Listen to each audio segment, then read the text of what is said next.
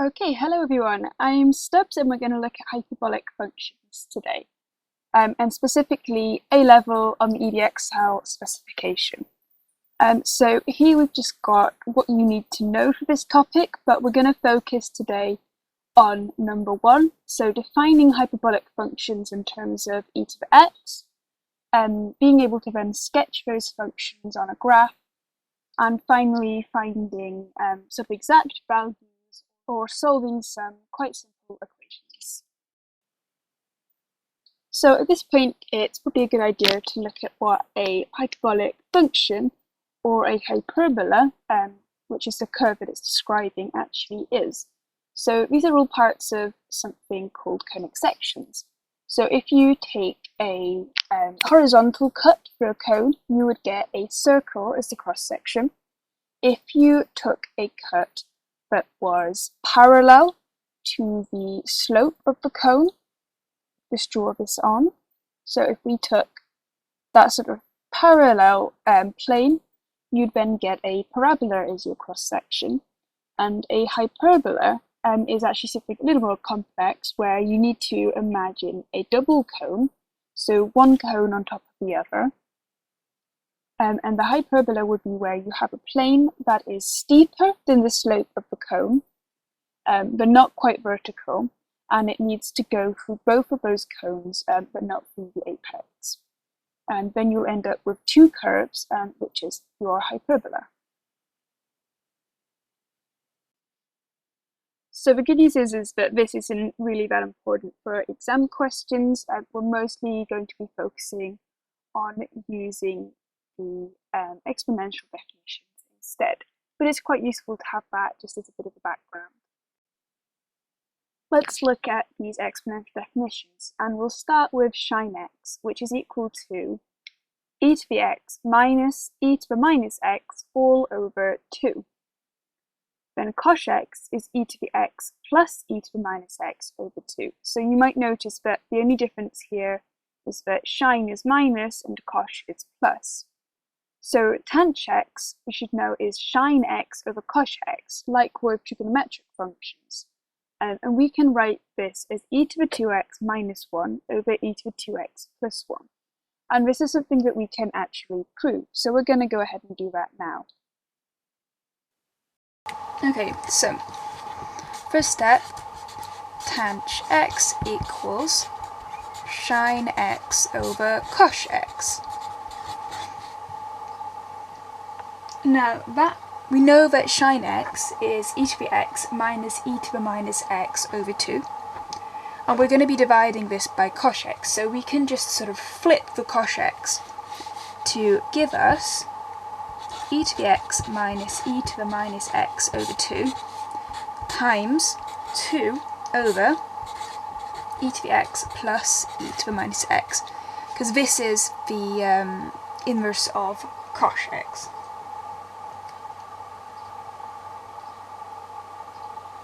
Because this is 1 over cos x, so that's going to be the same as if you were dividing by cos x. Okay, so the next step that we're then going to do is just times that all out.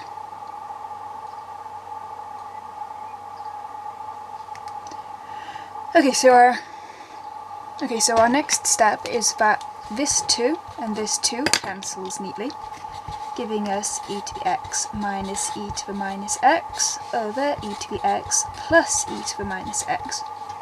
And this doesn't look like something that's especially easy to simplify, but we can times this by 1 without breaking any rules. And another way of writing 1 is e to the x over e to the x. That's 1, so we can do that. And then when we multiply that out, we get e to the 2x minus e to the minus x, but then times e to the x is e to the 0, so that's just going to be 1. Then for our bottom bit, we've got e to the x times e to the x, so again e to the 2x, and then we've got e to the minus x times e to the x, so this time we're adding on 1. So this is actually what we've got is our identity for tangent x, so we know that that is right. Fab. We've also got hyperbolic versions of sec, cosec, and cot. So for sec x, it's 1 over cos x, so we can write that as 2 over e to the x plus e to the minus x. So you've just flipped that cos x identity.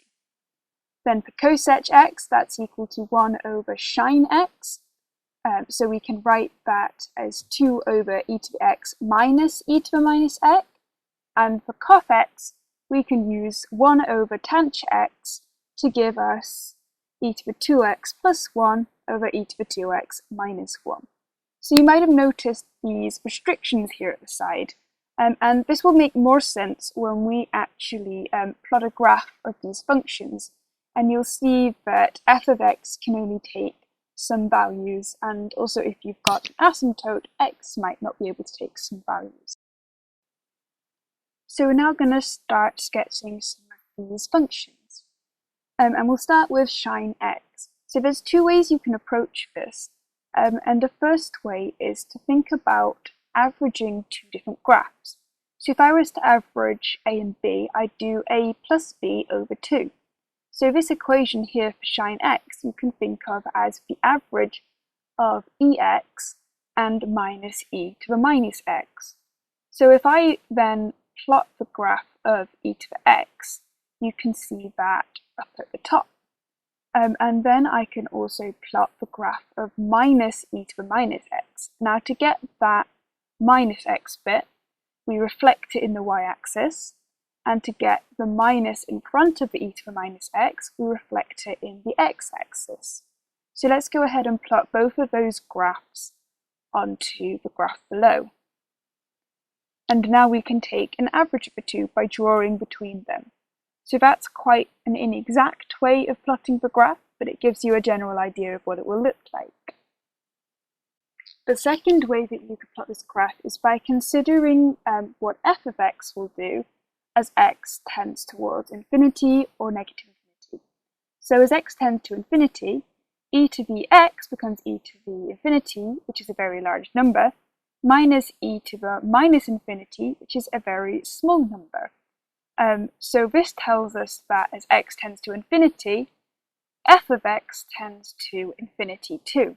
Or you could think of it as it tending towards half of e to the x. So you've got an exponential graph on this side, which we can see. Then as x tends towards negative infinity, e to the negative infinity is a very small number, and then we're minusing e to the negative infinity, which gives us a very large negative number, so essentially negative infinity. So as x tends to negative infinity, f of x tends to negative infinity. The last thing to do is to consider when x is equal to 0. So for this, e to the 0 is 1, minus e to the negative 0 is minus 1, over 2 gives us 0 over 2, so we've got our graph of sine x crossing through the origin at 0, 0. Okay, so now we'll look at cos x. And this time we're averaging the graph of e to the x and positive e to the negative x. So again, we'll just plot those on the graph below, and we'll average them by drawing between them. And this time we get a curve which has a special name called a quaternary. The first thing I'm going to do with this is I want to find out where that intersect is. So let's consider when x equals 0. E to the 0 is 1, then plus e to the negative 0 is also 1, so 1 plus 1, 2, over 2 is giving us an intersect of 1. So that's where this quaternary is intersecting the y-axis. Now as x tends towards infinity, e to the infinity is a very large number, plus e to the minus infinity, so plus 1 over e to the infinity, is a very small number. So we've got, again, the graph tending towards positive infinity as x tends to infinity, and again this looks like the graph of half e to the x. Now as x tends towards negative infinity, e to the negative infinity is a very small number, plus e to the negative infinity is going to be e to the positive infinity again, so a very high positive number. So as x tends towards negative infinity, for cosh x, the function also tends to positive infinity again, and that's why we've got a curve. For tanh, we can't easily look at this as the average of two graphs, as you can see from the equation here. So instead we're going to have to rely on looking at what happens to tanh x as x tends to infinity, negative infinity, or when e equals 0. So let's start with when x equals 0. In this case, e to the 2, 0 will be 1, minus 1, and then e to the 2, 0 is 1, plus 1. So we've got 0 over 2, so we know that it's going to cross at the origin here. The next thing is that as x tends to infinity, we've got e to the 2 infinity, a really large number, minus 1, over e to the 2 infinity, a really large number, plus 1. At this point, these e to the 2 infinity terms are so large that the minus 1 and plus 1 are almost insignificant. So we can just look at this and think of it as equal to 1. This is quite odd because it means that as x tends to infinity, tanh x tends to 1. So we're going to have an asymptote here. Then looking at as x tends to negative infinity, we've got e to the negative 2 infinity minus 1 over e to the negative 2 infinity plus 1. And again, we can ignore this minus 1 and plus 1 term because they're so small in comparison. And so this means that instead of 1, this time we're getting minus 1. So as x tends to minus infinity, tanh x tends to negative 1. So we can then roughly draw this graph as looking like that. So you can see that there. Okay, so now we've looked at what the graphs look like and we know what the exponential definitions are. It's time to actually look at solving some problems. One thing which will help here is knowing that on your calculator you can actually get up hyperbolic functions. So you need to press options, then the top one will say 1, which is hyperbolic functions, and from here you can then use sine, cosh, tanh, and also arc sine, arc cosh, and arc tanh. So you can use them just as you would trigonometric functions. So if sine 3 is asking to be equal to 10.0178. You could also work that out yourself using their exponential definitions. And I think they could actually ask you this in an exam. If they asked for an exact value, then you'd know you need to do this. So to do that, let's say they asked you for something like cosec 3. Cosec of 3. Okay, so we know that just like cosec is 1 over sine x, cosec is equal to 1 over sine x, or in this case 1 over sine 3, I should probably say. So we're going to use the definition of sine x, which is e to the x minus e to the negative x over 2. Cosec is going to be equal to 2 over e to the x minus e to the negative x. Now we just want to sub in x equals 3. Move this up a bit. So we're going to have 2 over e to the 3 minus e to the minus 3. And that is just going to be your answer. It's likely to be something a little bit more satisfying from them. So they might ask you for an exact value of tanh ln 4. So we know that our definition for tanh is e to the 2x minus 1 over e to the 2x plus 1. So we can then sub in ln 4, e to the 2 ln 4 minus 1 over e to the 2 ln 4 plus 1. Hopefully you remember your laws of logarithms, and you will know that e to the 2 ln 4 is equal to e to the ln 16 minus 1 over e to the ln 16 plus 1. But e and ln are inverse functions of one another, so we can cancel that out, and e to the ln 16 is just 16, so 16 minus 1 over 16 plus 1, and that's starting to look a lot nicer because we've now just got 15 over 17, which is a lovely exact value to make the examiner happy. So the other use of these exponential definitions is if you get asked to solve something. So an example of this is if they tell you that sin x equals 5, you could just use your calculator and use arcsine of 5, but that's not going to be very helpful if they ask you for an exact value. So if you're asked for an exact value, you'll have to use your e to the x definition. So for sin x, that is e to the x minus e to the minus x over 2. And we're saying that that's equal to 5, which means that e to the x minus e to the minus x is equal to 10.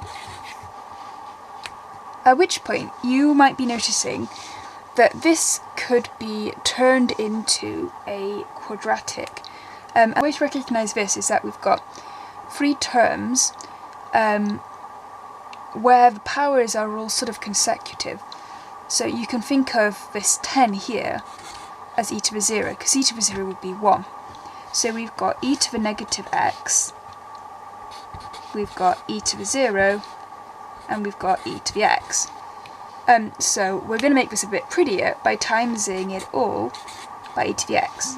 And this will give us e to the 2x minus e to the 0 equals 10 to the ex. So we can rearrange this and get it looking like a classical quadratic equation with e to the 2x minus 10e to the x, and then just minus 1 here, and set that equal to 0. So now we've got our quadratic. You can either put that into your quadratic equation, or you can just be very lazy and plug it into your calculator, which I would recommend at this level, because you're allowed to do it. So we've got degree 2 minus 10 minus 1. This is giving us that e to the x can be equal to 5 plus root 26, or it can equal 5 minus root 26. So these are roughly equal to 10.099 and negative 0.099. Okay, so this is an important thing to think about, because if you remember what the exponential graph looks like, it's always positive. It never goes below 0. And that means that we know that this solution isn't valid because it's negative. E to the x can't equal minus 0.099. So e to the x must equal 5 plus root 26. So if you want to know what x is going to be the ln of 5 plus root 26. Depending on the wording of your question, you might just leave it at that, or you might plug that into a calculator and get a numerical answer, which would give you about 2.31. So we'll put 2.31. Okay, so that's a really brief introduction to hyperbolic graphs and hyperbolic functions, and how you can look at them both as a function of e to the x, but also as a graph. So I'm gonna leave it there, so you can take that all in. If you want to follow along in the EDXL textbook, this would be exercise 6A in the Core Pure 2 book. So feel free to have a look at those questions. If you get stuck anywhere, give me a message and I'll help in any way I can.